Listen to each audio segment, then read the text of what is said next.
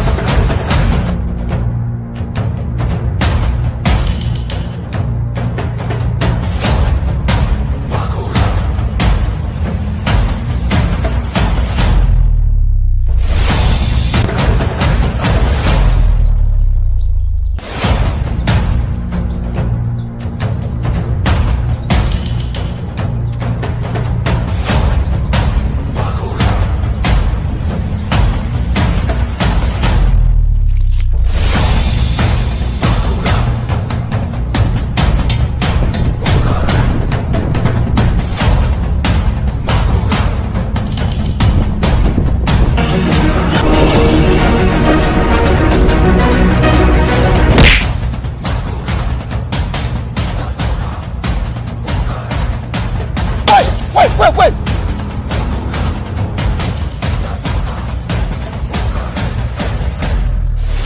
Wanyana mganga uri kwinjira ni kwaso. Erega njene nje kwisade hano mu kwanje wakinuka. Hano kwinjiramo ni note ya 2. Ariko se ngenda bayifumbira nyine yanze mu nyaka amafaranga imwe kabiri bufuno munyowe.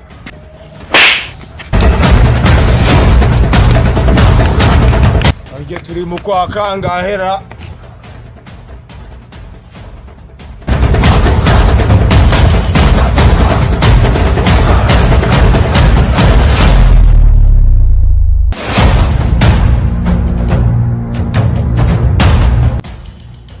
Kiriya kintu nikigiye kunnya hari ahantu mu gihurura,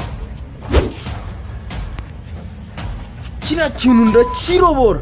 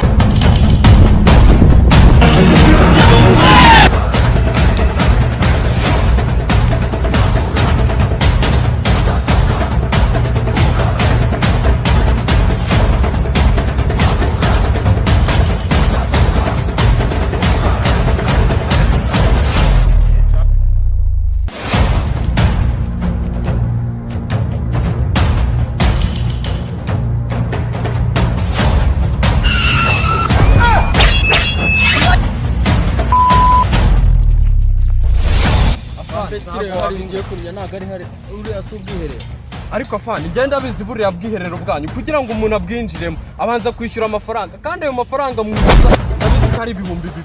Ayo mafaranga rero mwicuza ngiye nyakorera mu mezi 3. Wambesiri uzukavuga ko n'amafaranga ufite nago twari kure kukajyamo.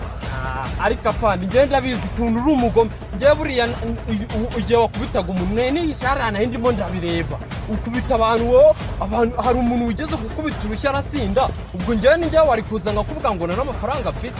Wambesiri yo hasi cara hasi. Ariko afani wajyure cara hasi ngiye urabona wanyicaza hasi ngo nukuri afani ariko ubundi sinde yankurutasha sindavuze ngo ariko afani wajyure ureba nk'icyubahiro mba mfite rero ukuntu ngenda